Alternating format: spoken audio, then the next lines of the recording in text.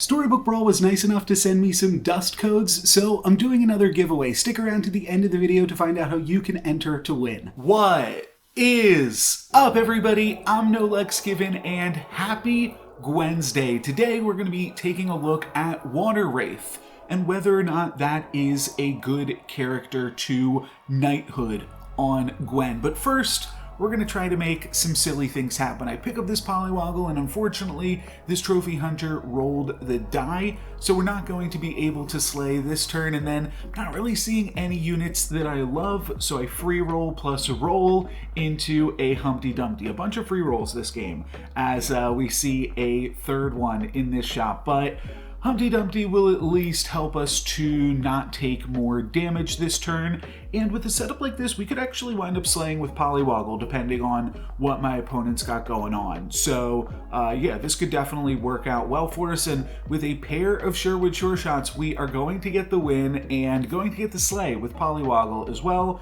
which is pretty cool. That is going to allow us to grab a mummy, which we might be able to do some fun stuff with.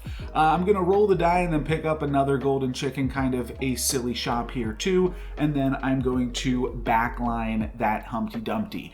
And this mummy isn't a super impressive unit to be able to Knighthood, but it still does open up some possibilities. If we could potentially find like a Mix-a-Wizzle early next turn, we can try to do the Mix-a-Wizzle Knighthood trick or something like that. So that's all very much top of mind when I pick up a Polywoggle, and then we are going to get our egg cracked going into 3.0. But we've got a really interesting shop here again because we do have the True Love's Kiss. So I feel like going for the True Love's Kiss when we have the potential to upgrade that tier 4 unit, if it's good, could really be useful. Now, unfortunately, it isn't super useful. A Lightning Dragon is very good, don't get me wrong, but it's not a good unit to upgrade. So I'm going to wind up rolling one more time and then picking up a Water Wraith, which is actually a pretty good unit to upgrade and a pretty good unit alongside this Lightning Dragon.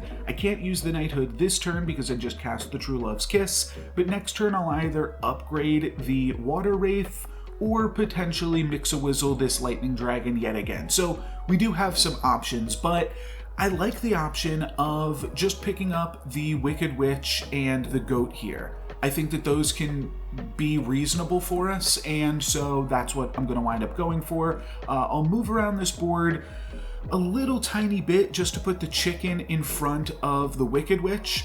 Slightly better ordering there, so that way the Wicked Witch will support the Water Wraith, and now we can actually start scaling this Water Wraith, and I feel comfortable enough to fire off this Knighthood. It'll give it +3/+3 for the turn, so 11-10, pretty big. It'll immediately go up to 13-12 because of the Lightning Dragon dying, and then we can even pick up another Wicked Witch to start making this thing get even stronger. But ultimately, I decide not to do that and just let that roll by.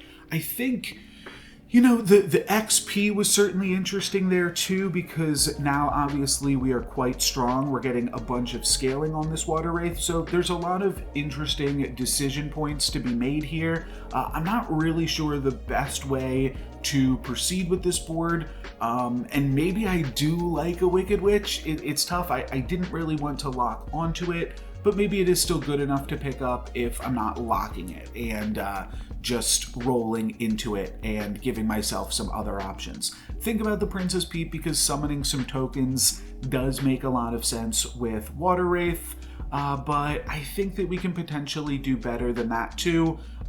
Yeah, just really looking over all of my potential options here. And then I wind up picking up the Princess Peep and ordering my board like this. I've always said that Water Wraith is kind of an interesting puzzle in of itself, because you want to support it, and then you also want to support the units that you're pumping up around it, and you want to play like some summons and some other weird things. We get a little bit owned on this combat due to my opponent's Earthquake, so that's a little bit unfortunate, and we do wind up taking some damage from that, but we do have a lot of strength, and that's really what we want to play into here. Just the fact that we've got a 24-22 unit. The rest of our units are all pretty weak, but we can still potentially make something neat happen with these, with this Water Wraith. And now I am picking up a second Lightning Dragon, so now both of my Lightning Dragons will attack, and then the Princess Peep should fill all of my slots in the front row. So that's kind of the idea, at least.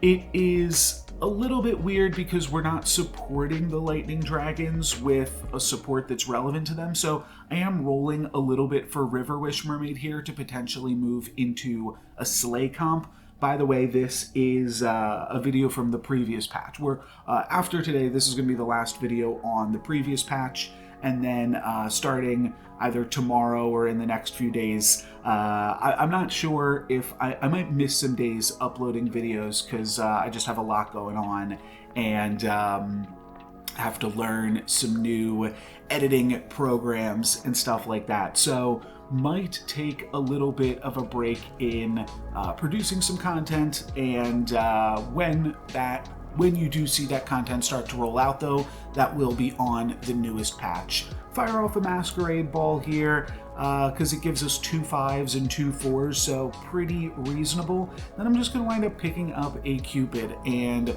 start trying to scam. There is an interesting unit here in the Wombats in Disguise. I think that we could potentially make use of that, and then I'm also like trying to make use of the Princess Peep still.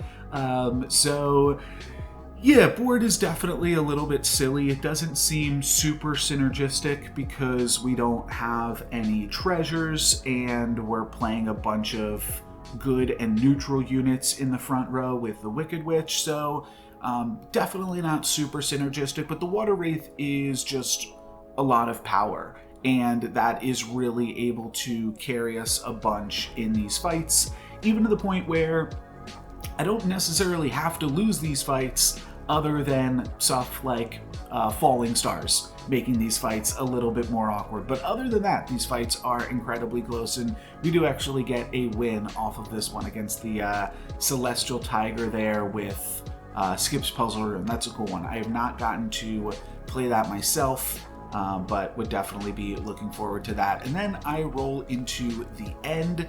So just gonna wind up the ending Princess Peep here. I pick up a pair of monster books, which I think are going to be pretty strong. It's awkward, again, just because like I want to support these monster books, but I also want to surround the Water Wraith with Lightning Dragons. And this is ultimately the lineup that I wind up going for here.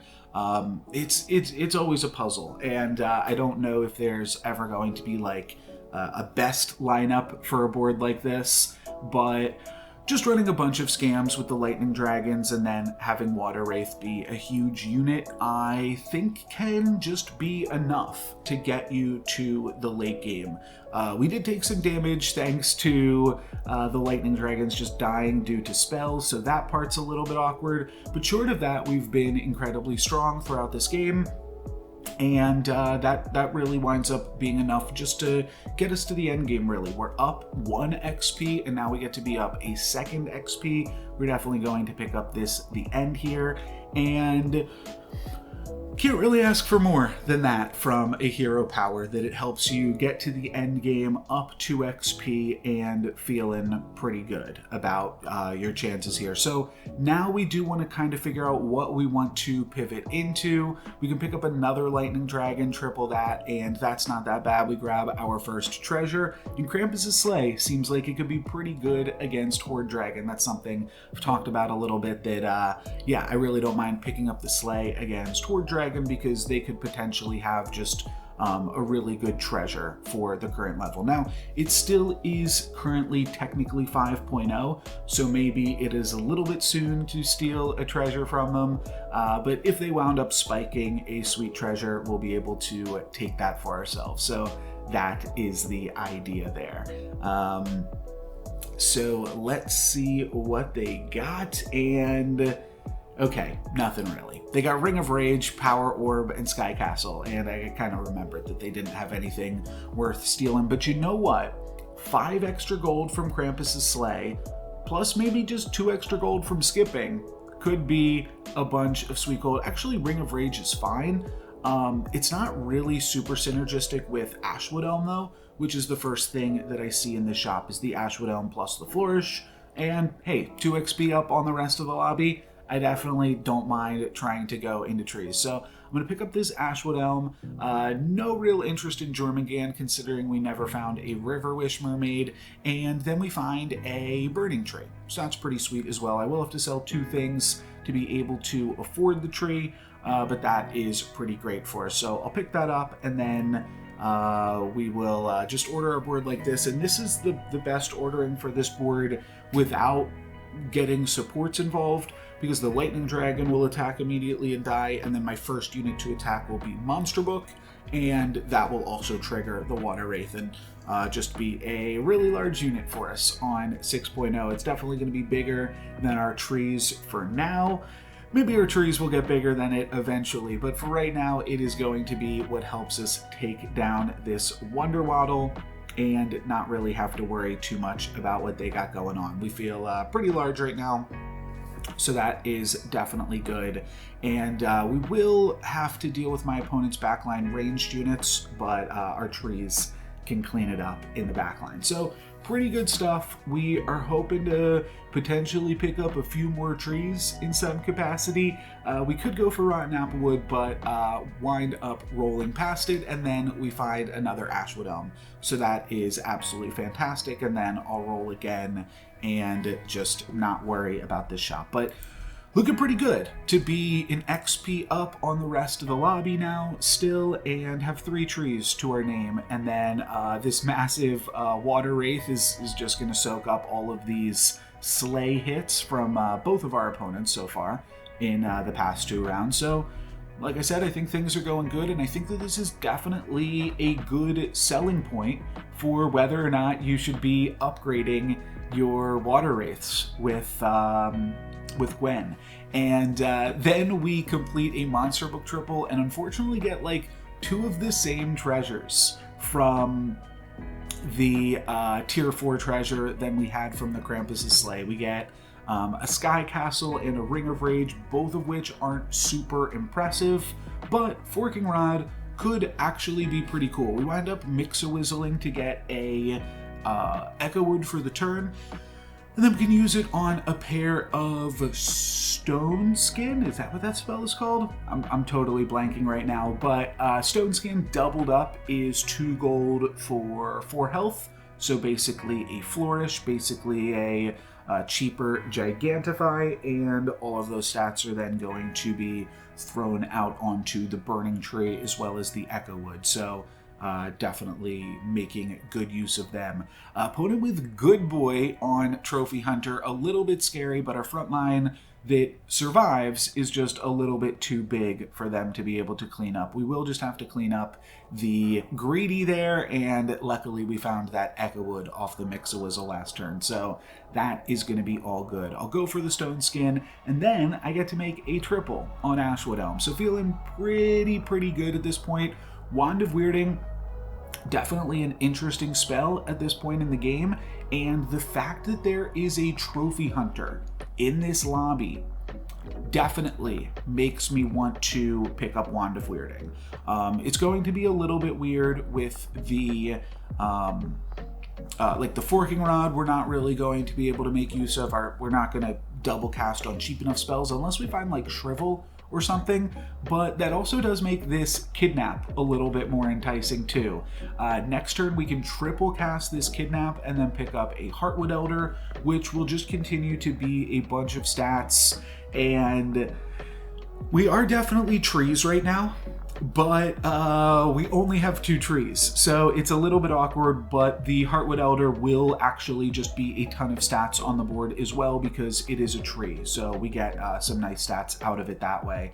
And we've got more than enough stats to take out this Fates, so feeling pretty good. And then all of a sudden, it's just the final 2 against me and this Trophy Hunter, and I consider the Kidnap. I definitely do.